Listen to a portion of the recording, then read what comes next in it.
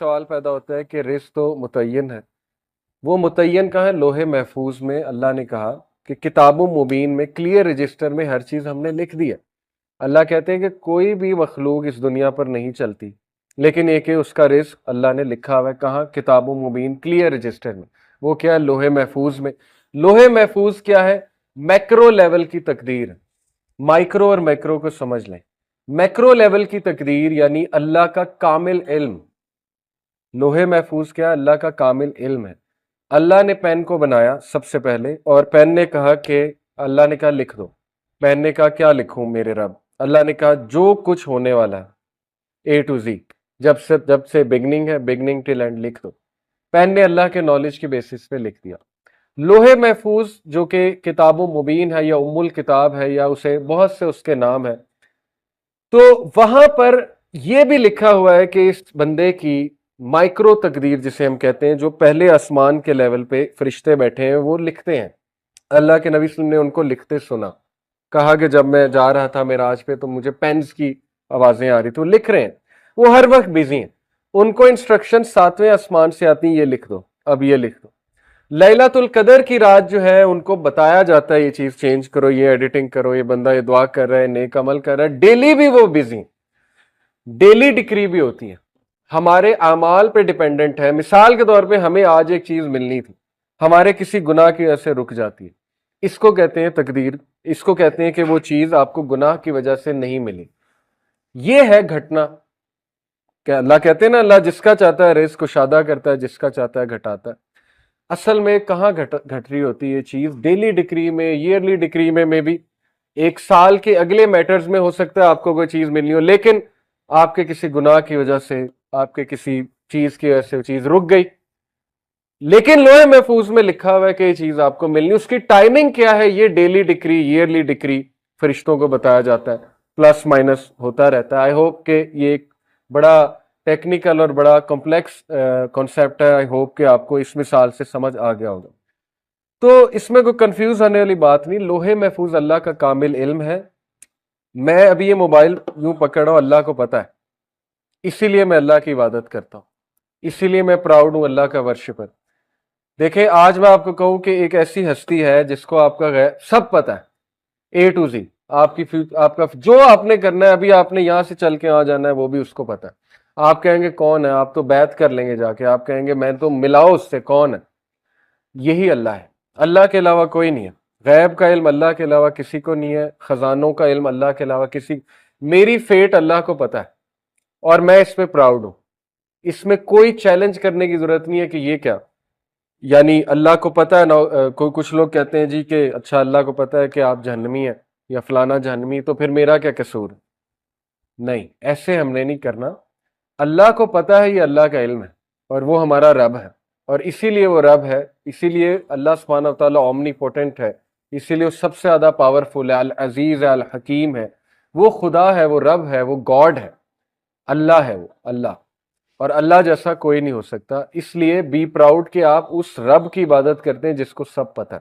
اس لیے ہم اس سے رہنمائی طلب کرتے ہیں کہ اللہ آپ کو پتہ ہے میں نے کل کیا کرنا ہے، مجھے نہیں پتا، لہٰذا میرا کل بھی اچھا کر دیں۔ صحابہ ایسی دعائیں کیا کرتے تھے۔ حضرت عمر کہتے تھے کہ اللہ اگر آپ نے مجھے ریچڈ لکھا ہے، بدقسمت لکھا ہے، تو مجھے خوش قسمتوں میں شامل کر لیں، مجھے بلیسڈ بنا دیں۔ یہ دعا کتنی پسند آئی ہوگی اللہ کو۔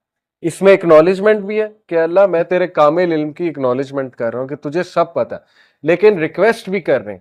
اللہ کو یہ دعا کتنی پسند ہے، اور چینج ہوتی ہے، دعا سے چیزیں چینج ہوتی ہیں، لیکن اللہ کے علم میں ہے کہ یہ دعا بھی کرے گا اور چینج بھی ہوگی، اسی لیے توفیق بھی اس سے مانگنی چاہیے۔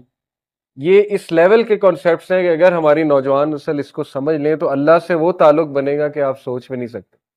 اللہ سے کبھی جدا ہی نہیں ہوں گے، ہر میٹر میں اللہ کو شامل کریں گے۔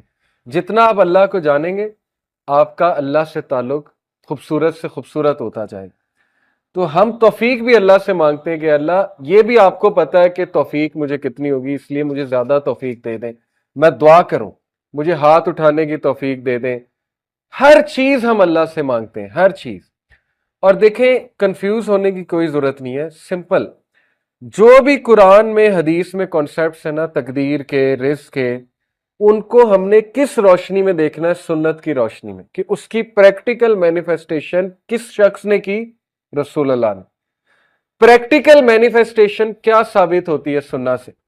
सबसे ज्यादा कुरान किसे समझ आया? अल्लाह के नबी को। सबसे ज्यादा अल्लाह किसे समझ आया? अल्लाह के नबी को। उन्हें कैसे समझ आया? उन्हें भी पता था रिस्क प्री डेस्टिन्ड है, पता थी ये बात, उन्हें बिल्कुल पता थी, लेकिन उनका अमल क्या बताता है? हिजरत जब की, हर तरीका अपनाया कि नहीं अपनाया? रास्ता रिसर्च किया, कौन सा अच्छा है? बिल्कुल रिसर्च की।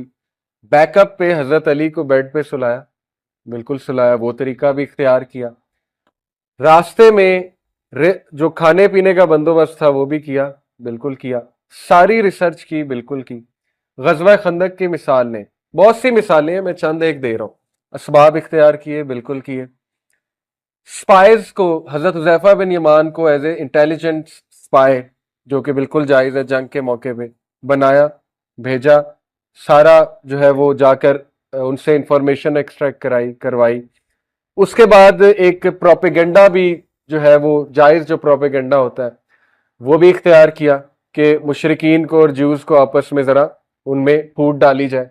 वो भी आपको वाकया याद होगा, एक सहाबी को भेजा, उसने जाके, उन सहाबी ने जाके कुरैश को कोई बात की, ज्यूज को कोई बात की, जायज है जंग में, और इसको प्रोपेगेंडा कहते हैं, जायज प्रोपेगेंडा, वो भी इख्तियार किया।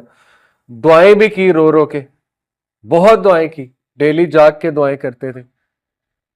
एंड में विक्ट्री मुसलमानों को मिली, जबकि अल्लाह ने ये कहा हुआ है, सूरह फत की गालिबन आया है कि कतब अल्लाह लअग़लिबन्ना अना व रुसुली, अल्लाह ने लिख दिया है कि अल्लाह और उसका रसूल गालिब होंगे। अल्लाह ने तो बता दिया प्रॉफिट को कि आपने गालिब होना ही होना है, फतह मक्का आप ही की है। लेकिन बगैर एफर्ट के अगर अल्लाह ने किसी को कुछ देना होता तो मोहम्मद रसूलुल्लाह को देते सल्लल्लाहु अलैहि वसल्लम, क्योंकि सबसे प्यारे वो हैं अल्लाह। लेकिन उनकी 23 साल एफर्ट्स आपके सामने, फतह मक्का के लिए प्रोसेस पूरा था, और वो प्रोसेस से गुजारना वही है। अल्लाह कहते हैं ना कि सहाबा को क्यों इस प्रोसेस से गुजारा, ताकि हम इनको पाक कर दें, ताकि हम छांटी कर दें इनमें से कौन जो है वो मुनाफिक है और कौन जो है वो नेक है, जो प्रॉफिट सल्लल्लाहु अलैहि वसल्लम के फॉलोअर्स थे। ये अल्लाह के तरीके हैं। बहरहाल सुन्ना से क्लियर कॉन्सेप्ट आ जाता है हमारे पास कि एफर्ट, स्ट्रगल हमारे नबी ने जब की, तो हम कौन होते हैं कहने वाले कि नहीं हम एफर्ट नहीं करेंगे, हम स्ट्रगल नहीं करेंगे। हाँ, एक्सेप्शन मौजूद हैं, उनको हम मोजज़े और करामत कहते हैं उन एक्सेप्शंस को। जैसे हजरत मरियम के पास जब जकरिया अलैहिस्सलाम जाते थे, तो समर में विंटर के फ्रूट्स पड़े होते थे, विंटर में समर के फ्रूट्स पड़े होते थे उनके हुजरे में। हजरत जकरिया हैरान होते थे, कहते थे मरियम ये कहां से आए? हजरत मरियम कहती थी ये मेरे रब ने दिए। वो करामत है, गैर अंबिया पे करामत हो सकती है, लेकिन ये कि इस चीज को कोई इस्तेमाल करके अब क्लेम करने लग जाए कि मेरे पास वो तरीका है कि जाय नमाज पे बैठो नीचे से पैसे निकलेंगे, ऐसी बहुत सी बातें सुनने को मिलती, वो इम्प्रैक्टिकल बातें। और सुन्नत, गैर सुन्नत, मतलब सुन्नत से साबित नहीं ये चीजें, आप कैसे क्लेम कर रहे हैं ये चीजें? वो करामत है, मोजात है। बनी इसराइल को मनो सलवा आता था, बगैर कोई मेहनत किए अल्लाह देता था, रिज़्क़ देता था। फिर वो हदीस पे आप गौर करें, अल्लाह के नबी सल्लल्लाहु अलैहि वसल्लम ने फरमाया, ये हदीस मैं जरा एग्जैक्ट आपको कोट कर दूं क्योंकि इसमें एक बहुत जबरदस्त कॉन्सेप्ट है। अल्लाह के नबी सल्लल्लाहु अलैहि वसल्लम ने फरमाया, तिरमिजी, इब्ने माजा, अहमद, मुस्नद अहमद की हदीस है, सही हदीस है, if you were to put your trust in Allah as you should, you would be given provision like the birds. अगर तुम अल्लाह पे तवक्कल करो जैसे तवक्कल करने का हक है, तो अल्लाह ऐसे ही रिज़्क़ देगा जैसे चिड़ियों को देता है। दे go out hungry in the morning and come back with full बेलीज in the evening. इसमें की वर्ड क्या है? दे go out, they don't sit.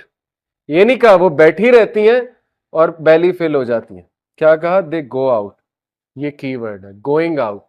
हाथ पैर हिलाना आपका काम है, रिज़्क़ आपको तलाश कर लेगा, वो आपको ढूंढ रहा है, वो क्या पता नहीं कहां हाथ पैर हिला के मिलना है। ये अल्लाह ने जो है वो आप पे छोड़ा है, हाथ पैर हिलाओ। इस हदीस से बहुत क्लियर जो है वो कॉन्सेप्ट आ जाता है।